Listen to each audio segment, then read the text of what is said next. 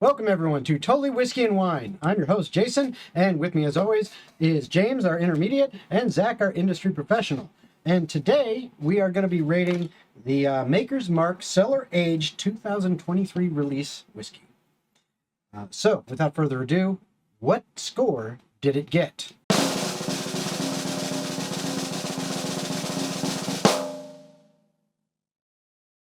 $79. All right, so 79, that's a pretty high score. Out of possible 100. Yeah. So how did we come across that? Well, we rate it based on 4 categories: nose, mouthfeel, flavor, and finally the finish. Each one of us, we test it blind. We rate it 1 to 25 in each of those categories and add ours up to get a total score for each of us individually. Then we add our scores together, average them out, and that's where our total comes from. So that was our total, but how did we come across that? Well, let's talk about it. Let's start with each category and talk about the nose. So, for the nose, I give it a 17.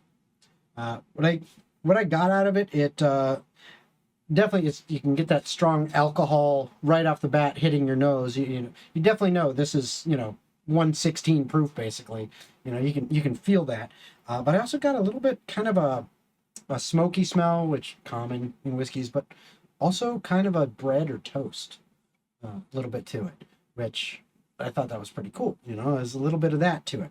And that's why I got 17. What about you, James? So nose-wise, I gave this one a 21. I did find it harsh. It smells even higher than its proof, honestly. But it's woodsy, dark chocolate, definitely like a light caramel.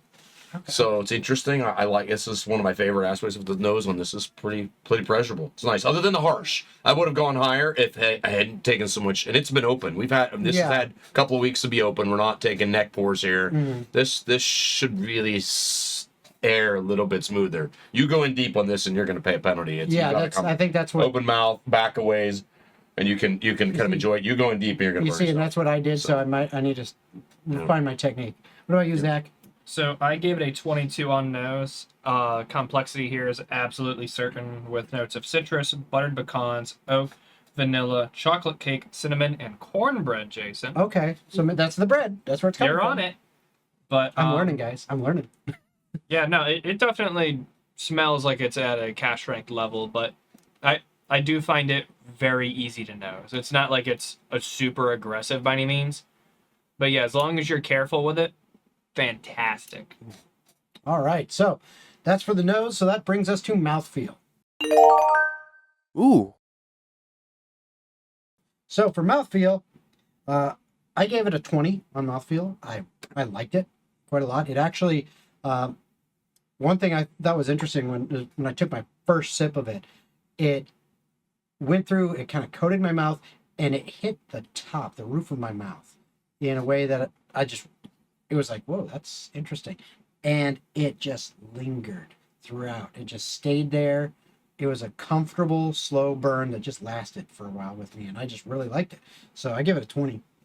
So mouthfeel for me was a 19, a little lower than you, but I found it very even.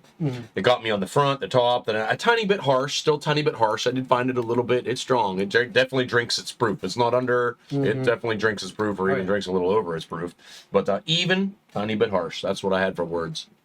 Enjoyable, but... So I ended up giving a 19 for mouth to copy what you're saying here. No, yeah, definitely indicative of Kentucky straight bourbon whiskey. This very much is aggressive. Once it gets in the mouth, on the nose, you can appreciate it, and it lets you know that something's coming. Yeah. The only thing that opened up a little bit more to me, like you said, sits on the top of the mouth quite heavily. Very much a full-bodied whiskey. Yeah, I actually really liked that about it. I thought that was different from some of the other ones we've done. The others haven't hit me that way. Yeah, it hits a little harder on the top front of your mouth. But that was nice. Not so much sides or back. It's the top. Top front on you. Wow. Anyway, moving on then to flavor. So for the flavor, I really couldn't put my finger on the flavor because I think the strength was kind of, little overpowered for my palate and my senses to be able to really pull flavor from it. I liked it. It was nice, but I can't put specific words to the flavors, but I liked it and I gave it an 18. So I gave it flavor-wise a 19. I get licorice on it. I get oak char flavors on it. There were some hard ones in there that I had a little bit hard time putting words to, but kind of heavy, oily feels. Okay. Earthy kind of tastes to me. But yes, some licorice in there. I wouldn't. It's not overly sweet. It's not. It's not artificial. I think I almost taste like a bit of the oak char, kind of like char taste to it. So I got a little char to it. So yeah, 19. For me, I ended up giving an 18 on flavor flavor. Yeah, Mm-hmm. very much like a bakery in flavor. Tons of bread notes, yeastiness, a little bit burnt going on. Very much enjoy this. Yeah. Yeah, I think so. Okay. Outstanding. All right. So that will bring us to finish. So for the finish, this is actually the highest rating I gave it because I give it a 22. Oh wow. Because I think it was a combination of the mouthfeel and just, it stays with me. I mean, even from my first sip, I've been sipping some more, but the first sip, it was there. And I think even if I hadn't had any more, it'd still be there because it's just staying with me and I really enjoy that. So that's the highest I give it, 22. So for me, the finish was an 18. I found it thick, almost like kind of thick, tacky. Hot mouthfeel. It's definitely hot to the mouth. It's not hot down deep. It's a hot up high, hot mouthfeel. And I was calling it up high throat hot feel. So it definitely stays with you. But yeah, 18. I like it. All right. It's good. Good. Zach? My highest remarks for the thing, 24 for the finish.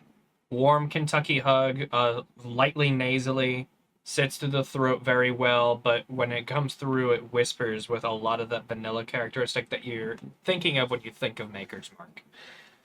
Okay. This is something finishes incredibly well. Yeah, I really enjoyed it.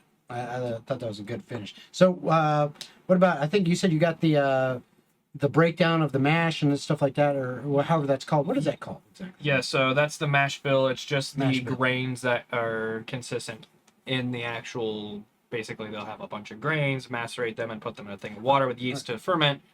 It's basically like beer before you go ahead and distill. Okay. Well, you want to tell the breakdown for? Well, that is 70% corn, 16% wheat, and 14% malted barley. Okay. So it is technically a wheated bourbon because it is above 15%. That's the threshold to make it wheated. Okay. Interesting. All right. Well, what about any other notes or things that you It's want the to share? 2023 release, first release of this bottle. Pretty hard to find. Okay. I mean, prices are all over the place on it. Yeah, and I think what were you saying is like about 160 is what you paid for that? Or? I paid $169.99. Okay, so 160, 170 for a bottle of this. Yeah, Um, minimum. Yeah. I mean, on secondary, that's it's the pretty good much price. if you can That's find a them good there. price. Yeah. Okay, so what are we $200-$300. looking for us regular folks? How much? Most people that find this bottle are gonna have to pay $250 to get it. Okay. Or more. So now the big question: what do you guys feel? Is that worth the cost? Well, I gave it a 77. It's 77. I wouldn't pay $230 for it. But I think $120. This is a $120, $150 bottle. I think that, it's not a lot like everything. There's nothing, I can't say, oh, that just tastes just like this. It's kind of unique. It's got some cool things. It's nice that it's the first release of this. I think they're going to do an annual release of Cellar Age. So Okay. that's something, if you're digging these flavors and this is something you want to collect, could be a bottle you want to try and find now. Get it while it's only going to go up in prices. Yeah. So, I It's think the first release, so it's only going to... 40,000 bottles, something like that, maybe, is what was the releasing of it. So Well, -1. minus one, one. which we are trying to drink, absolutely, and we're going to enjoy it. Yep. Absolutely. Yeah. I think for above 200 and all that might be a little bit rich for my blood for this. Yeah, I can't pay $250 for that. I don't But- think, but unless I was a Maker's Mark fan and this really hit all my perfect wheel notes and I wanted that flavoring, maybe. But no, this isn't my perfect bourbon wheel, and it's not at that price point for me. But definitely cool bragging rights to have Yeah. one. No, it definitely sits higher for me. Like, I gave it an 83 as my personal score. Mhm. I'm a little bit preferential because Maker's Mark was my first bourbon. Okay. Yep. So, getting these cool releases, I want Maker's Mark to do more of these special things. Well, it sounds like they're going to be every year for a while. So. Well, for this, I think even just doing experimental mash bill types and just be completely transparent on the label, treat it like it's high class, and you'll sell the fuck out of it. Cool. Very cool. Well, any final notes? Nope. No. All right. 115.7 Maker's Mark Cellar Age 2023. All right. So Goes there in you the go. books. If you So- see one and can afford it, probably pick up. Yeah. Might not buy a case of them, but Hey, go to a bar and you can buy a pour for 10, 15 bucks. Do it. There you go. Absolutely. It's a $15 pour all day long. there you go. I mean, if you had to pay 25, if it's something you Maybe. really want to try, but yeah. But yeah, so that's it for Maker's Mark Cellar Aged 2023 release, the first of these Cellar Aged releases. It got a 79 overall from us. And no matter what you're drinking, hope you enjoy. Cheers. Ching ching.